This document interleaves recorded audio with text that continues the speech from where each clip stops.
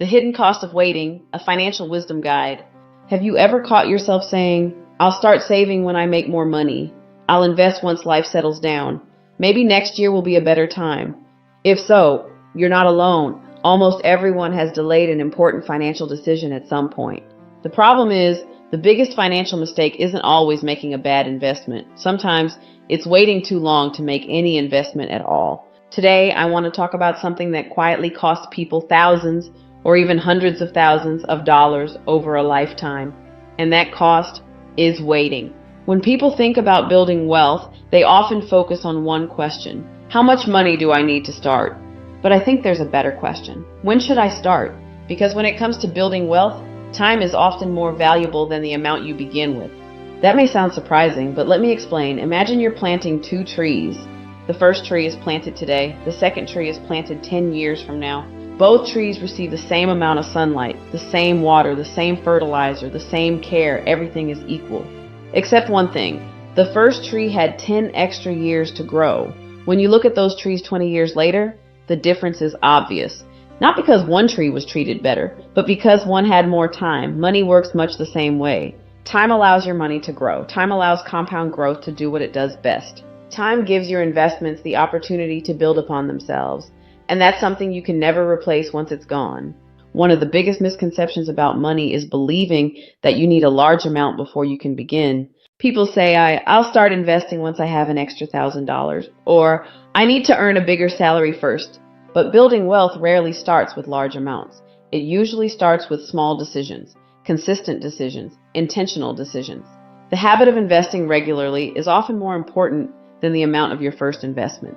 Think about learning to exercise. You wouldn't wait until you're already fit before going to the gym. You go to the gym because you want to become fit. The same is true with money. You don't wait until you're wealthy before you start investing. You invest because you're working toward becoming financially secure. Action comes before results, not the other way around. So why do so many people wait? There are several reasons. Some people are waiting until they earn more money. Others are afraid they'll make mistakes. Some think investing is only for wealthy people. Others simply feel overwhelmed because no one ever taught them how money really works. And honestly, those feelings are understandable. Financial education isn't something most of us learned in school. We learned math, science, history, but very few people taught us how to save, how to invest, or how to build wealth over time. That's why so many adults are trying to figure it out on their own. Here's the good news. You don't have to know everything before you begin. You simply need to begin learning. No one becomes financially confident overnight. Confidence comes from taking small steps consistently. You learn, you adjust, you improve, and over time, those small improvements create big results.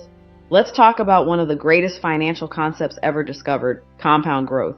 Albert Einstein is often credited with calling compound interest one of the most powerful forces in the world, although historians debate whether he actually said it. Regardless of who said it, the principle is incredibly powerful. When your money earns returns, and those returns begin earning returns themselves, a growth starts accelerating. At first, the progress seems slow, almost invisible, but over many years, the growth becomes much more significant. That's why time matters so much. Compound growth needs patience. It rewards consistency. And unfortunately, it doesn't reward procrastination. Imagine two friends. Sarah begins investing at age 25. Michael waits until 35 because he wants to feel more financially comfortable. Both invest responsibly. Both stay consistent. Both earn similar returns. The only difference, Sarah gave her investments 10 additional years. Those extra years could mean the difference between retiring comfortably or needing to work much longer than planned. Time creates opportunities that money alone cannot buy. Now, does this mean everyone should rush into investing tomorrow? No. Good financial decisions should always be informed. Understand your goals, learn about your options, build an emergency fund, create a plan, but don't confuse preparation with procrastination. There's a difference.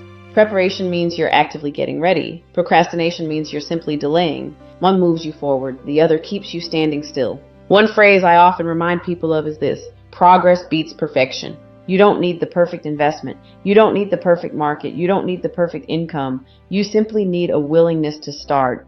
Even small monthly contributions can build momentum, and momentum has a way of changing everything. I also think it's important to remember that wealth isn't built through one giant decision. It's built through hundreds of small ones. choosing to save consistently, choosing to invest regularly, choosing to continue learning, choosing patience over panic, choosing long-term thinking instead of short-term emotions. Those choices may seem exciting today, but years from now, they can completely transform your financial future. If you've been waiting until life feels easier, waiting until your income increases, waiting until you know everything, consider this your reminder. The perfect moment rarely arrives. Life will always present another reason to delay. The hidden cost of waiting isn't only lost money, it's lost time. And time is the one investment you can never earn back. So here's a question I'd like you to think about. If you could sit down with your younger self, what one piece of financial advice would you give? Would you encourage yourself to start saving earlier, to begin investing sooner, to learn more about money, to stop being afraid of making mistakes? I'd love to hear your answer. Share it in the comments below. Your story might be exactly what someone else needs to hear today. If this video encouraged you, please give it a thumbs up, subscribe to the channel, and share it with someone who's been waiting for the perfect time to take control of their finances. Remember, the best time to start may have been years ago, but the second best time is today. Thanks for watching, and I'll see you in the next video.